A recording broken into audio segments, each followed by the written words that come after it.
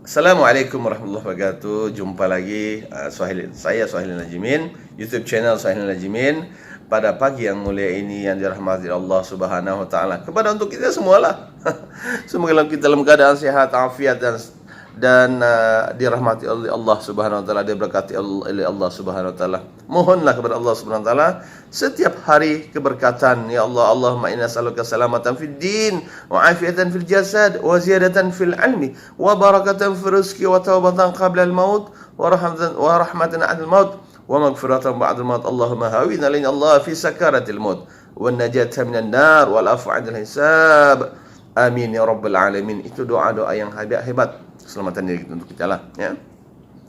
Hari ini saya akan berkongsikan tentang perancangan teliti menjamin kejayaan. Perancangan yang teliti, kita ada perancangan kan, kena teliti dan dia akan menjaminkan kejayaan. Kejayaan di mana? Paling penting akhirat. Bila kita berbuat baik di dunia ini mazra'ah al-akhirah, tempat kita menanam.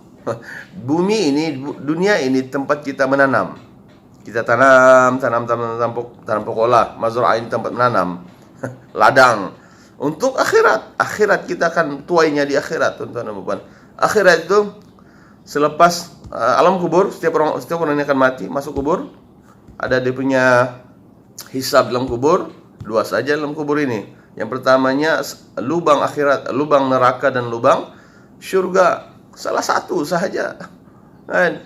Kemudian bila andainya hidup aman di dalam kubur, kemudian akan dunia akan kiamat, akan ke padang mahsyar. Di padang mahsyar ada tujuh golongan, tuan-tuan dan puan, yang akan di bawah lindungan Allah Subhanahu wa taala. Pilihlah salah satunya.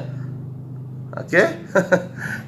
Salah satunya hatinya ta'alluq, yaitu hatinya sentiasa suka kepada masjid.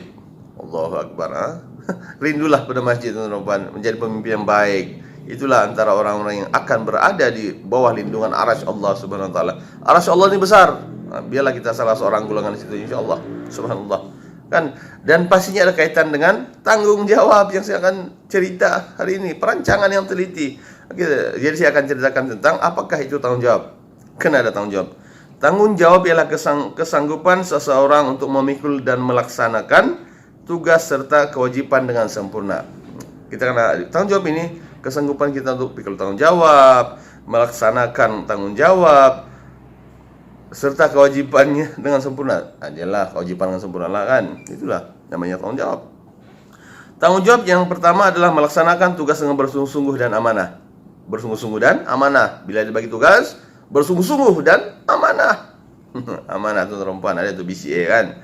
Kemudian mendapat kepercayaan untuk melaksanakan sesuatu tugas daripada orang lain ataupun majikan, daripada bos kita lah. Kita setiap manusia ini ada bos.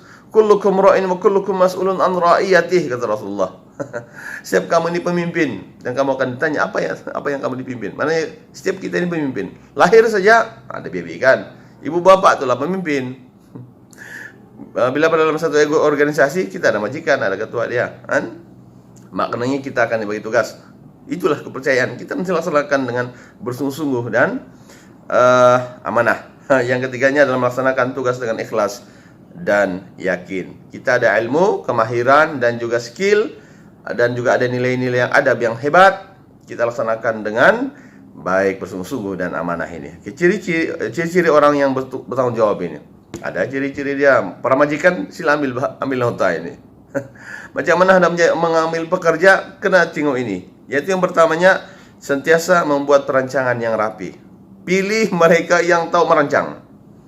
Paham? Apakah rancangan kamu? Dalam temu duga kena tanya, apakah rancangan kamu tentang bila kamu dapat kerja? Tanya dia. Yang kedua, tidak orang yang dipilih ini tidak menangguh kerja yang diberikan. Ada kerja jangan tangguh. Menyelesaikan dalam jangka masa yang pendek saja boleh selesaikan. Kemudian committed dalam tugasan yang dilakukan. Kalau ambil pekerja ataupun majikan sendiri, bos sendiri, kita mesti committed dengan tugasan. Rajin, committed, jangan suka tangguh-tangguh dan sebagainya. Okey. Kemudian yang keempat, mengurus masa dengan bijak. Tuan-tuan dan puan, setiap manusia di muka bumi ini diberi masa 24 jam satu hari. Uruslah dengan sebaik-baiknya. Kan? Kemudian mengisi masa terluang dengan aktiviti yang bermanfaat. Isilah masa-masa terluang kita ini, ada masa senggang kan? Isilah dengan bermanfaat. Menuntut ilmu, membaca tesis orang. Macam saya, sehari 20 tesis orang saya akan baca. Tesis, sebab saya pun mau buat kajian. Sehari 20. Banyak ilmu saya dapat. Seminggu ataupun kadang-kadang 40 tesis orang. Alah, kejap ya tuan-tuan, baca tesis orang ni. Download je di Google Scholar. Di Google Scholar, di Bang Research dan sebagainya. Download je, baca. Pokoknya susah pun. Ataupun dengan ceramah. Banyak penceramah hebat kita di muka bumi ini. Banyak. Ya Allah Akbar. Ustaz, para ustaz banyak kan. Oke, seterusnya lah sentiasa berpikiran positif dalam semua bidang yang diceburi. Tuan-tuan dan puan yang minta kerja itu, adik-adik yang minta kerja itu, kita mesti berpikiran positif. Kena tanya untuk meruga, beritahu apa yang positifnya. Jenis perancangan ialah yang pertama adalah jenis perbelanjaan, menyimpan sebahagian wang perbelanjaan harian, wang saku, melatih diri untuk berjimat cermat dan bertanggung jawab. Itu yang kena ada. Tanggung jawab lagi yang lain adalah jenis perancangan adalah memastikan kita tidak berbelanja secara berlebihan. Kemudian wang yang disimpan dapat digunakan semasa kecemasan. Dan juga membeli barangan keperluan. Jadi perancangan kerjaya. Orang yang mau kita belajar, tuan-tuan adik-adik sana ini. Kita belajar ini kena ada perancangan untuk kerjaya. Kita selepas habis belajar mesti kena kerja. Okey? Jadi, apa yang kena buat dari awal ialah merancang dari awal kerjaya apa yang akan dicobri selepas tamat perkuliahan. Tingkatan 5 sahaja habis adik-adik kena ada sudah perancangan untuk kerjaya. Kita mesti tahu, kita mesti menjadi polis, menjadi cikgu, menjadi usahawan, menjadi businessman. Kena ada perancangan dia itu. Melibatkan pertimbangan minat seorang individu terhadap sesuatu kerjaya. Kita kena minat. Adik-adik kena minat. Semua kena minat. Tiada minat susah tu. Kemudian perancangan kerja yang seterusnya adalah jika perancangan dilakukan dengan baik, matlamat hidup senang saja pai. Macam kawan-kawan kita kan. Baru yang berminat dengan bisnes. Yang ada hobi itu, perkembangkan hobi itu jadi bisnes. Seperti kawan saya itu macam di Rana ini pusat bisnes. Banyak kan. Macam Sabli God Farm ada. Selalu saya pergi sana. Lepas itu Ana Village, banyak. Homestay macam di Rano banyak sangatlah. Banyak tuh. Seterusnya saya akan mengkongsikan tentang perancangan kehidupan semasa kita dewasa. Yang pertama ialah perancangan untuk kehidupan dewasa ini akan menjamin kebahagiaan. Mengamalkan sikap positif amat penting dalam rumah tangga. Paling penting itu tuan.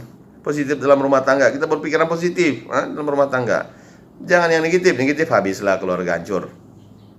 Seterusnya mendapatkan pekerjaan tetap bagi menjamin kebahagiaan keluarga. Mesti ada pekerjaan tetap tuan-tuan dan puan.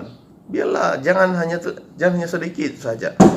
Ramai yang YouTuber saya jumpa, subhanallah. YouTuber gaji setahun 200,000. Subhanallah. Hebat kan?